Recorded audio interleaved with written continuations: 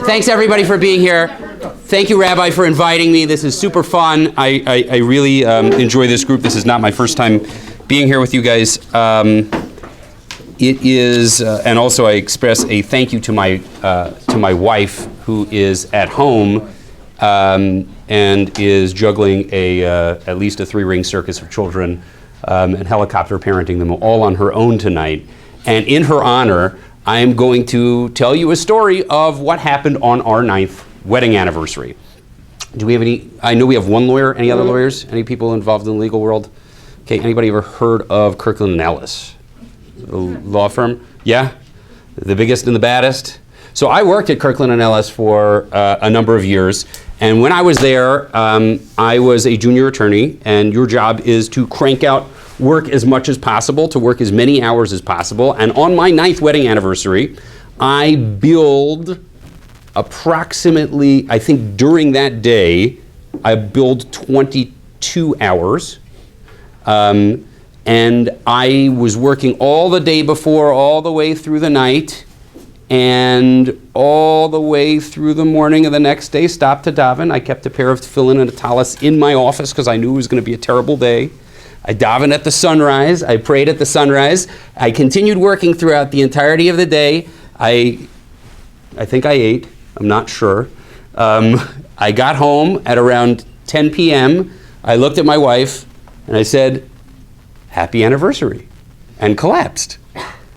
And at that moment, I thought to myself, when I came to, this is not very balanced. So one of the things I was going to talk about, the truth is, the reason why I'm here talking about the work-life balance tonight is because I mentioned to Rabbi, he said, you got to give me a title. I came up with something I want to talk about. I want to talk about all the tests of life, and I came up with the cheesy title of work-life balance is biggest fake news ever, or something like that. He said, great, you should talk about the work-life balance. So I scrambled, and I'm going to talk a little bit about the work-life balance.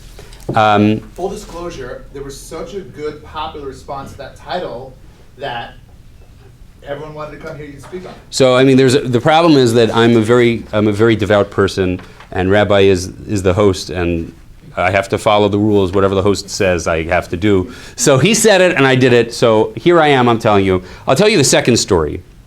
Okay, so that was my 9th wedding anniversary.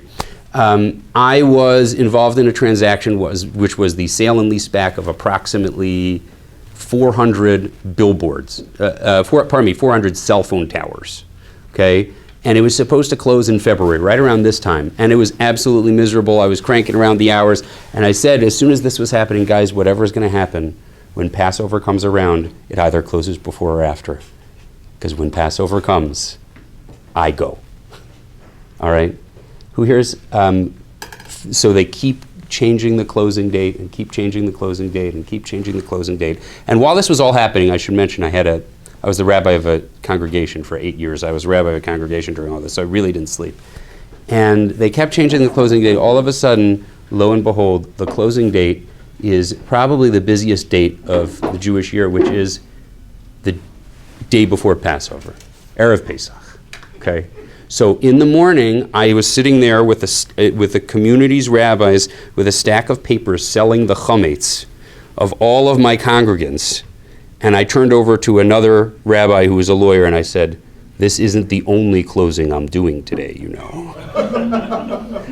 And I closed that loan. I remember checking for chametz the night before, listening to a phone call for hours while I was checking for chametz in my house.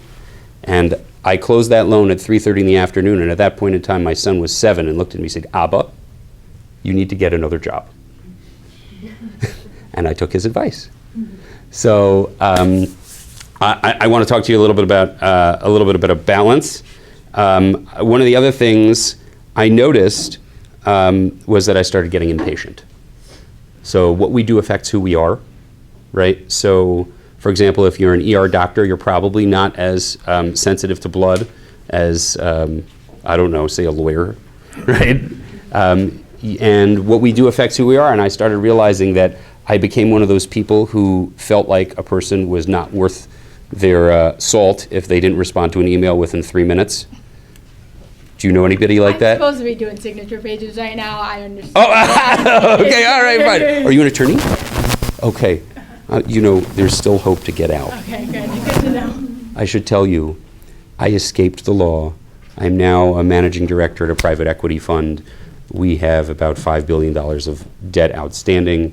We do bridge loans in certain niche structured finance, but nevertheless, I don't sell my time anymore. I worry a lot more than I used to, but I sweat in a very different way. So it's a little bit, there is a door open, I'm just saying. Okay.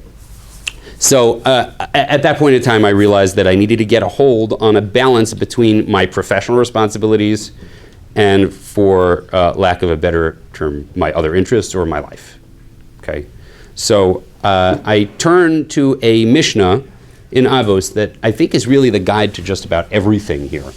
So what I did with this source sheet, it's the Hebrew sources are a little bit, in Hebrew the sources are a little bit smaller than the English. That's not because I'm assigning less value. I probably need to work a little bit more to see them, but I thought that it might be easier for you. I'm going to try to do most of this in English, but I'll tell you, Rebbe is the person who's being quoted in this Mishnah, and he says the following thing. He says, what's the straight path a person should choose for themselves? Straight means like, the straight and narrow, the right way to live. And he says, I'm going to say it in Hebrew and then I'm going to say it in English, and the reason why is because this word is a term of art. Kol shehi tiferes lo oseh, v'siferes lo min ha'adam. Something which is tiferes to one's creator, and tiferes, whatever that is, with you and others. Okay, what is tiferes? I explained it as the word splendid. Splendid's a tough word. Somebody translated it as honor. But tiferes really means integrated. Okay? Integrated means that everything kind of fits. Okay, so the mystics like to say that tiferes is actually an integration in between two different traits, one of kindness and one of restraint. Right? So a kind person, think about the classic extrovert, right? Somebody who wants to go, say hello to everybody, wants to invite everybody in their home, do all kinds of wonderful things. And the person who's restrained, everything is in control, but they're very, they can tend to be rigid and restrained, and maybe they're less outgoing and less willing to bring people in, and they could tend to be more introverted, pardon me. And this concept of tiferes is actually integration. It's saying, I know how to do this at the right time, and this at the right time, and this at the right time, and this at the right time. So when Rebbe says anything which is tiferes, he means to say something which is appropriate for the right time, place, and venue. So it's also very important to know who's saying this. So when we think of people who go into the rabbinate, generally we don't put them at the top of the net worth next to the startup people or the bankers or whomever, although there are, of course, exceptions. If you want to become America's rabbi or something like that, there are ways to sell books. But generally, a rabbi's salary is not, in the top 10. Rebbe was one of the wealthiest people on the planet. And he was a very, very interesting character. Rabbi Yehuda HaNassi had so much money, they say he had enough money to buy and, to basically bring sacrifices of animals, thousands upon thousands a day. Okay, very wealthy guy. And still, they say also that he had always a good spread on his table. Anybody would come, he would have really the food of royalty on his table. And some of the rabbis explain that it wasn't really for him, it was for his guests. He did what he did. And we have a story about Rebbe that when he died, he took all of his 10 fingers and he put them heavenwards. He said, I had all this money and I had all this life and I did all these things and I had all these opportunities and I used them all for you. Turned heavenward, he said, I used these all for you, and not even a finger of this was for myself. Not even a pinky was for myself. So this was a guy who had it all. And he kind of said, there was something, it wasn't for me. At a certain point in time, it wasn't for me. So when Rebbe says this, he's not telling you something that he's tweeting. He's not putting it in however many figures or whatever. He's saying, this is my life, this is what I lived, this is who I am, and I'm telling it to you because it's the best lesson I ever learned. So I turn to this and I say to myself, okay, how do I know that something is integrated, that it's working, okay? So when I was working as a young attorney, my cell phone's by my bed. My emails, I start emailing at 5 in the morning and don't stop. Something's wrong. And I said, you know what? There's got to be some balance. Okay? Even running a congregation and my studies, it wasn't enough. I started waking up earlier. Okay? Do you have any morning people here? Who's a real morning person? Okay. Who wakes up early? Like early. Rabbi, when do you wake up? 5:25. 5:25. What about you? 4 to 6. 5:45. Anybody else? 5:40. 4:30, you're crazy. I wake up at 3:20. Okay? That's when I wake up. Why? Because I realized that there's a certain point in the day where I can get things done. And nobody is expecting anything from me. Doesn't work because my 4-year-old is potty training right now. So like I wake up and all of a sudden, bathroom express, let's go. Okay. But I started waking up early and earlier because I realized that even wherever you are, there's a time of day where nobody expects anything from you. And it's just up to you how you're going to spend your time. And I remember there was a point I said, this was like taking back the night, as it were. I said, I'm going to get up. I'm going to start. I needed to spend time working on my studies. I started working on things. I actually started, some of these projects, laying the seeds for a book that I actually just finished. Okay, that was a project I've been working on for 13 years. Okay, and I said, it's time. Okay, something that starts working. And I started mumbling a phrase, a ma'amar chazal, something that our rabbis teach, and I think I put it here, it's quoted in this Rashi, because, my wife used to joke that you should have an appeasement budget. So like when you blow a date with your wife or with your significant other or whoever, they should send them flowers or chocolate or whatever it is. Like they always thought that an appeasement budget would be a good idea. So I started muttering the following phrase under my ear, and this is a quote about within the context of somebody who is now, for circumstances unnecessary, they found themselves into a state of servitude. This is a person who had stolen. For whatever reason, they become a servant. They have 6 years of recuperation where, although they're supposed to serve the person from whom they had taken, what ends up happening really is they get treated at least as good as the master of the house, if not better. And in an instance where they say 6 years is not enough, I'd like to stay on because they realize it's more like a hotel than it is like a prison sentence. God says, because the children of Israel are my servants, and this is the underlined point, servants to me, but not servants of human beings. So I started saying under my breath, avadaihem, avadim velo avdei avadim, not servants of servants. I kept saying it under my breath. I was getting a little grouchy about it. So I decided it was time to act. Okay, so as you know, my deal closed right before Passover. So Passover is the holiday of freedom. So I spent a lot of time thinking about freedom, and I spent a lot of time thinking of what would happen. I spent a lot of time thinking about my favorite Kurt Vonnegut short story, Harrison Bergeron. Any Kurt Vonnegut fans? Anybody heard of Kurt Vonnegut? Yeah, sure. There you go.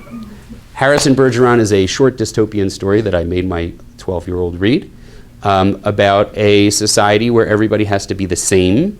So the way to make everybody the same is to make everybody dumber. Okay? Because if you have an IQ of 150 and I have an IQ of 75, there's no way to scaffold me up to where you are. The only way to do it is to bring you down to where I am. So depending on how smart you are, they would have this buzzer in your head going off every few seconds. This was the predecessor to the cell phone. Right? You would have this buzzer going off in your head every few seconds to make sure that you don't have a thought process for more than a few seconds. So you, genius, what's your name, sir? Gennady. So you, since you're a genius and you've got an IQ of 150, you would go off every 5-6 seconds. And for me, I get left alone with my thoughts. Okay? But this story, Harrison Bergeron, and I realized that something was messing with the way that I was thinking. No longer had my priorities straight. And I return to a book. Has anybody here heard of the Mesilas Yesharim before? Anybody heard? Yeah, you've heard of it? Okay, you ever learned it? Ramchal? I love the Ramchal so much. My youngest child is named Moshe Chaim. I love the Ramchal so much. My daughter, my older daughter, who has a very special spot in my heart. She's the first woman born with the last name Perkel in 96 years. So she's treated like a queen, okay? And she and I have a very special bond. And our special time on Shabbos is Shabbos mornings at 6:45 in the morning. She comes down, she has a cup of coffee with me, and we learn the Mesilas Yesharim. Okay, that is like one of my most favorite times of the week. That half hour is golden. So the Mesilas Yesharim is a book basically written by Ramchal, Rav Moshe Chaim Luzzatto, who was, when you think of a rabbi, he's not exactly who you think. He was a doctor.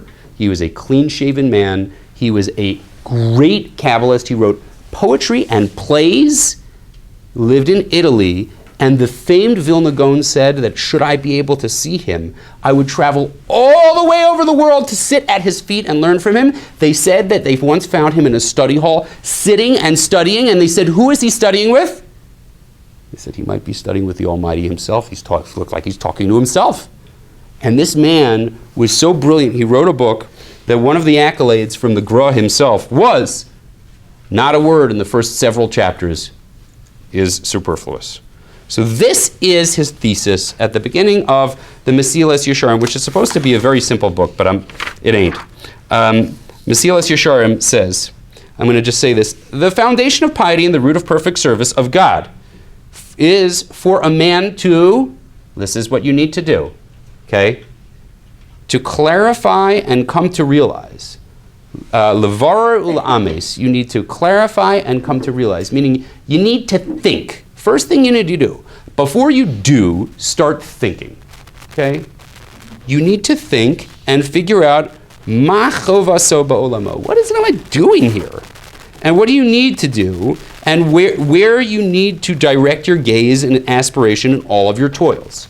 Meaning, I am now doing a sprinter's pace for 60-second minutes, right? Every minute of every day, am I doing this right?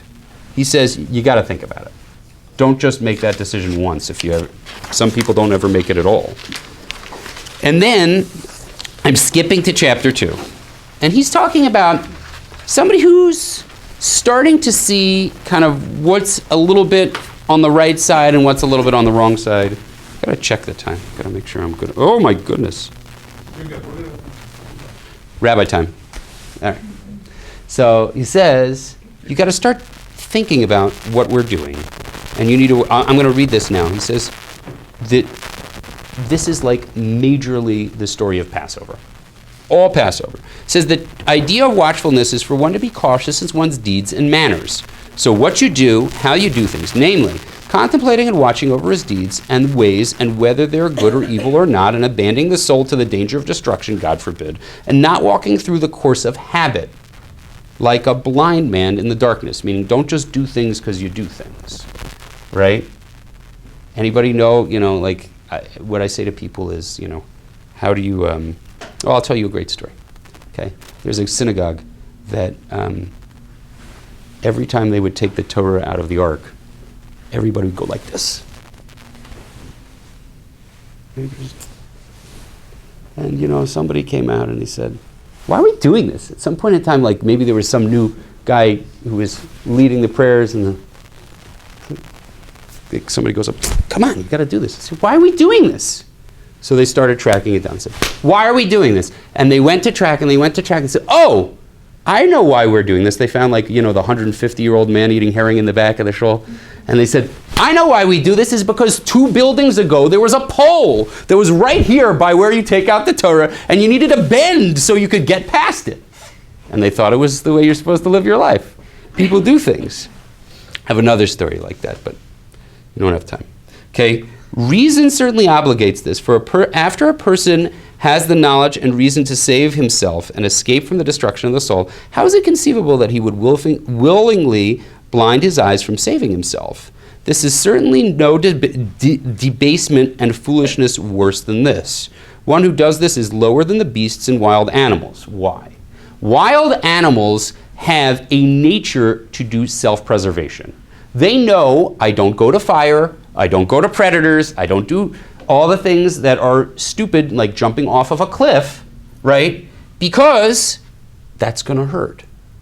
So why do people do things that hurt themselves, right? Why do people do things like that?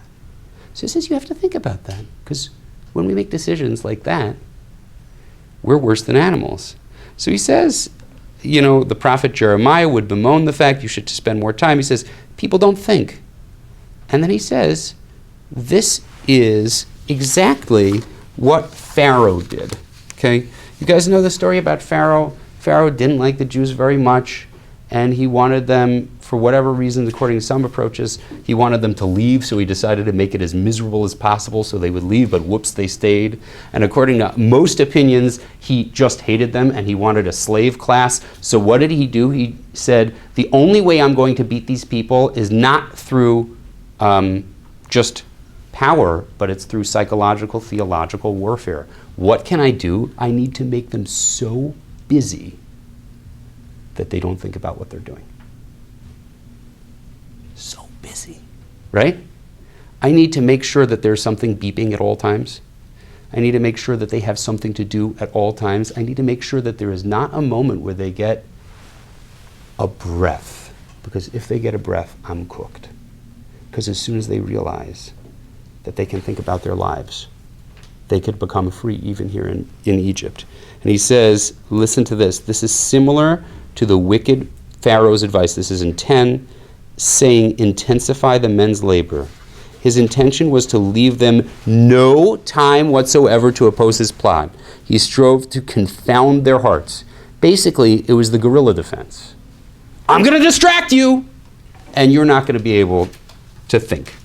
Okay? So that was Pharaoh. Okay? So I thought to myself, what am I doing here? And then I thought also, what does it mean to be free? What does it mean to be free? The root word in Hebrew, ayin, vez, daled. That can mean 3 things. It can mean a worker. Okay? People like to work, right? I'm here to work out. Why do people want to work out but not go to work? Right? One's good, one's bad. Why is one good and why is one bad? Because one is, it's feeding yourselves what you need. So it means to work, it means to serve like a servant, and it means to be a slave. Same root. So how could that same thing, it just means exertion, come in so many different tropes and contexts? So I'm going to tell you a story. If there's anything you need to remember from tonight, it is this story. Okay? Has anybody here heard of the Maggid Miduvna? The Dubner Maggid, I returned to the Gra. Bear in mind, I wanted to name a child after the Gra as well. The Dubner, that's all I have to say. The Dubner Maggid said a parable. Okay? Way you're supposed to live your life. Servant of God, live your life. There's a man who had a master, okay? And the master said, I want you to know, this was before Amazon Prime. I have a shipment that came in from the harbor. I want you to go over to the harbor and I want you to bring it back to me. Okay? So the master walks all the way over to the other side, the servant walks all the way over to the other side of town. He gets to the harbor and he picks up this giant crate. And it feels like it is got, several small elephants in it, okay? And he lugs it to the other side of town. He burns 3,000 calories bringing it over there. He is schwitzing all the way through his clothes. And he shows up and he plops it on the door. And he thinks he was so good. And the master said, what are you doing? What are you doing? And the guy says, look, what do you mean what I'm doing? I am the best servant ever.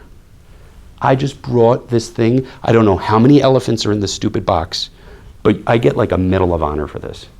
He says, no. I know that's not my box. Master said, that is not my box. What do you mean that's not your box? You didn't even look at it. How do you know it's not your box? He says, my box was a box of feathers. A box of feathers. And I know what I would send you to do is supposed to be something that feels good. Okay, what's the mashal? What's the parable? We all have a boss. That's God. God gives us rules. It's not supposed to be, our lives are supposed to be guided by these rules. They're not supposed to be making us feel miserable. And the way that we live our lives are not supposed to be feeling miserable. How do you know that your life is in balance and your life is integrated? It's not something that feels good for a moment. It's something that feels good for a long time. Okay? Medalist Yesharim says one or two more things. He says that, the truth is that people feel very miserable in this world, right? There is a unhappiness epidemic. Is anybody reading this? Okay, by show of hands, who here has read an article on happiness or bought a happiness book? Okay, if this was 30 years ago, it wouldn't have happened. Okay, my wife just wrote a book on happiness. Okay, why? Why are people writing on happiness? It's because everybody's unhappy. Medalist Yesharim says the following idea. He says, look, we are comprised of two pieces. Okay, there is our body and there is our soul. Okay, there are a lot of people who come into this world and assume that all they need to do is feed their body. We need to feed our body. We had delicious food tonight, and we're feeding our soul. We're learning, we're studying, we're trying to contemplate and think about our lives. He says, the people who are constantly unsatisfied are the people who are trying to feed their soul with things that feed their body. Okay, has anybody done any of those weird diets where you eat only protein or only vegetables or only this, I eat only caveman food, or I eat only dog food and I won't eat caveman food, or is it all protein? Anybody all protein? All vegetables, all plants? I've done them all. I was on Atkins for 36 hours. That was the best 36 hours of my life. I gained about 17 pounds, but I felt miserable, and the cholesterol intake is still probably having its effect. But, this is all out of balance, right? It's all out of balance. So how do you know? You know when it feels good, okay? So it says sometimes you're trying to feed the wrong thing with these diets. If I need carbs because I'm running a marathon, I can't eat, a salad. It's not going to work. No carbs in the salad. So it's very simple. You need to feed your neshama. He says you have this thing called the neshama, it's a soul. Your soul is not always happy here, and it needs to be fed. Now, segue to the Kuzari. Has anybody heard of the Kuzari? Rabbi Yehuda Halevi, another poet, okay, anti-rationalist, okay? Anybody wants to learn about the Kuzari? He has the following statement, Tefillah lanefesh, just think about this, Tefillah lanefesh kamazon l'guf. He says this idea, he says, if you want to feed your soul, feed it with prayer. Don't feed it with food. He says, prayer for the soul is like food for the body. Interesting. Okay, let that saturate for a second. Okay, the idea is that we have different components of who we are. Everybody, can feel that, right? Anybody goes to a symphony feels like something is kind of raised. I was just at the Grand Canyon. You feel like, something, the world is bigger than you. You start feeling certain things, maybe. And then you realize that there are certain things inside you that can't be satisfied with the things that we're trying to satisfy them with. Okay, I had personally, something very, very, very difficult happened a few months ago, and my wife and I looked at each other and said, okay, we're doing retail therapy for 24 hours, then we're done. Okay, because I know that this is not going to satisfy what I need, but I'm just distracting myself. Okay, so all the Amazon boxes came, some of the Amazon boxes went back, and then I said, you know what, we're done with the Band-Aids, we have to really deal with the problem, okay? So people do this, it's not right. Do we have other retail therapists here, people who do that? Okay, nobody, just me. Okay, perfect. I'm the crazy one, all right. So, okay. If it's just Amazon, it's not that bad. if you have suggestions for me, tell me later. Okay. So he says the Mesilas Yesharim, a few things. He says, you have to figure out what is your obligation in this world. Okay? He says that our sages have taught us that man was created for enjoyment. This is great. So this is the third page at the bottom. Please take this home and read it and think about it. And he says you're supposed to be enjoying, but what you're supposed to be enjoying, okay, derive pleasure from the radiance of God's divine presence. What does that mean? Well, it means to feel close to God. It says that for this is the true delight and the greatest pleasure that can possibly exist. The place for this, in truth, is not in this world, but in the next world. There are certain things which give us a little taste of it. Okay, feeling God in our lives a little bit. Okay, you start noticing God's involvement in our life. That's wonderful. There are times, for example, the observance of Shabbos has a little taste of what that could be like. There are little tastes here and there. If you get a chance to celebrate Purim, it's a little taste of some of the great ecstasy that you may be able to feel. But it's the connection, it's the balance, it's the integration. Okay, the path to this is our world. And how do we do it? We do it by creating a relationship with God. And how do we create a relationship with God? Well, that's very simple. How do I create a relationship with my wife? Anthropomorphically, I create a relationship with my wife by thinking about what she wants, doing what she says, investing in her, thinking about what can I do to make this special, and that's it. So the Mesilas Yesharim elsewhere says the easiest way to create a relationship with God is saying what would bring pleasure to God. So if he tells you, keep Shabbos, eat kosher food, wear these tzitzis things, whatever it is, then I do that. And even beyond that, I say to myself, what would give, familiar with the word nachas? You guys heard nachas? Pleasure. What's the right way to do this? So that's what he says, okay? So he says this is how people are supposed to live their lives. So I am not going to do too much more than this, but there's one more little piece that I want to say, and it is this idea that you should consider embracing work. But the work should be just a little bit different. Eov says, Adam la'amol yilod. Man is created to toil. Remember we talked about working out? Why do we call it working out? Like, if work is a bad thing, there's a culture that says work is a bad thing, then why do we want to talk about working out? And who doesn't feel good after they work out? Now, the people who feel good when they work out, those are very interesting people. I'm a little bit of an addict, but that's a different story for a different day. You feel good when you do it. So why? So I've set times for everything. If you look at my Google Calendar, it's like beeping me like Harrison Berger on me. Okay, Friday afternoon, prepare stories for the Shabbos table for your kids. Monday morning, how did it go? Write down notes. How did it go? End of the day, make sure you took notes. What did you do today? That brings to my second, keep mindful records. Okay? This is really interesting. There's this whole concept within Judaism called cheshbon hanefesh, which is basically keeping a spiritual accounting, but it really goes well beyond that. Also goes within your character traits. Am I happy with the person I was today? Did I over or underperform? Okay?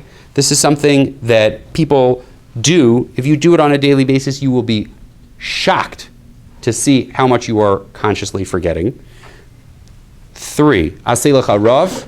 Get yourself a mentor, somebody who is better than you. Every morning when I pray at I pray at a very special minyan, and to the right of me is a man who is 25 or 30 years my senior, and he could be me in 25 or 30 years, and I will go straight to him and talk to him about anything I need, and he's there.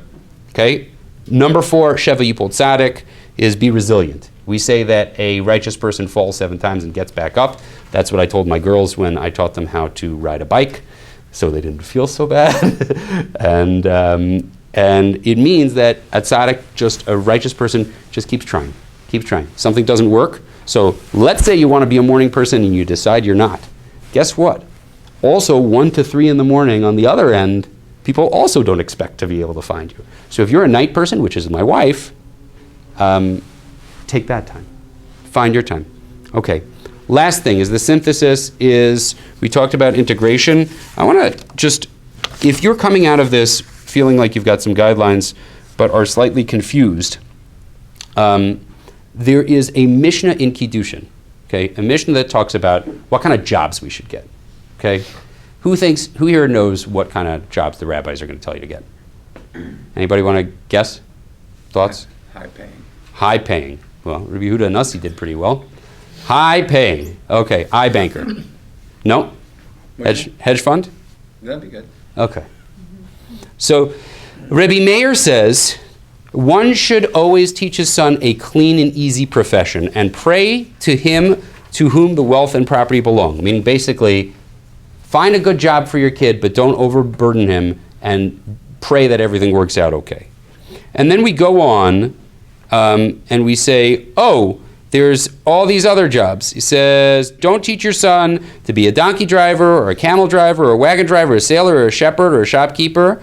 And then he goes on and he says, the best as doctors, don't be a doctor. Doctors are bad because they can be generally understood as because they can become callous. And then at the end, Rabbi Nehorai. Rabbi Nehorai says, I will abandon every profession in the world and I will not teach my son anything but Torah. So I'm going to share with you who I believe it is a Brisker Rav. This is what I'm going to end up with, a Brisker Rav. And he asks the following question. At the beginning you talk about giving a guy a profession, a good job so he can earn, and at the end he says, I want him to only learn. Let me teach you some Aramaic. Meir means to enlighten. Okay, Meir, light. Nehorai, that's Hebrew, Meir. Nehorai, Aramaic, also means light. Says the Brisker Rav, this is the same person. He has a dialogue with himself. He's always thinking about it. He's trying to figure out what is the right integrated balance. Okay, if you thought that you were going to come here tonight and say, I'm going to tell you exactly how to do it, no way. Everybody's got their own special odyssey to figure it out. Everybody's going to find their own balance. And you will know, God willing, someday when you come and you sit down and you do this accounting for yourself and you say, I have now thought about what I'm supposed to do in this world. I have now mindfully chosen what I'm going to do in this world. This feels like I'm working out, and my box is full of feathers. All right. Thank you very much. Okay. Question or two? Questions, comments? Yes, I'm going to write my contact information up here. So if anybody really wants to give me the business about this, Okay, go ahead. I'm listening. What time do you go to bed? What time do I go to bed? 10 o'clock, but my wife, she always games the system. She always wants to talk about something right before, and I say, sweetheart, if you want me to be nice, start the conversation before this time because I'm already borderline comatose. What? 5 and a little bit. It's okay. I have 1 cup of coffee a day. I exercise. Okay, Perkel. 215-432-4196. David Perkel at Gmail. Now, I see some of you are going to Rogers Park for Shabbos on the 28th and 29th. If you want to come learn Mesilas Yesharim with me and my daughter at 6:45 in the morning, I will have a cup of coffee waiting for you and a pastry. Okay? But you got to let me know beforehand. Or Shabbat lunch. Or Shabbos lunch, my wife providing. Yes. Yes, absolutely. We just bought a thing where we can make 3 cholents in one thing. So this will be an incentive. So please, absolutely. Okay, any other questions? That's a stretch and not a question. So yes, Rabbi. I have a question. So what would you say to someone who's starting their career, who's still not, top of the pile, and is facing that superior who's demanding hours, your time is not your own? I get this all the time. It just happens. Yep. People. Same question. Is that okay? So I'll tell you. These bosses are so demanding. So it's like it was. Your time's not your own, and you're talking about integration and balance. So what would you say to that So up-and-coming professional? I'll tell you what I did. What I did was I started waking up early. I said, look, if I know, this is just like being a parent, Rabbi. You're a parent. You're a full-time parent, right? Yeah. Do your kids' needs work on a schedule? No, they work when they're awake. Right. So for you to get anything done, you need to either block and tackle with your significant other, or you need to find a time when they're not awake. So my children know that I learn Torah basically when they're sleeping, right? And when they're awake, I'm either learning with them or doing whatever, and that's the way it works. So for somebody who is on the clock, find the time when you're not on the clock. 5 a.m, nobody's looking at you. Nobody wants to know anything about you, right? So I said that. I said, set times and stick to them. 2, keep mindful records. Okay, that's the cheshbon. 3, find a mentor. The mentor could block and tackle for you, or they could give you good advice. And 4, be resilient. There are going to be miserable days. Okay, there are miserable days for people with integrated schedules too. Okay, there are people who try to schedule their whole lives and life happens. But be resilient. If you have all of that, you will find the feathers. Okay? Other questions? Okay? What area code is 215? Philadelphia. Philadelphia. Really? I lived in West Philly for 3 years when I went to college. Where did you go to school? I went to Penn. That's right. You did? When did you graduate? What year? 11 and also, wait, no, that was high school. 15 and 19 was the last one. So my wife and I are classes of 2004 and 2005. And she could have interviewed you. She does Penn interviews. Okay. Any other questions, comments, concerns? Okay, guys, go find your feathers. Find me if you want to talk. The coffee is waiting for you.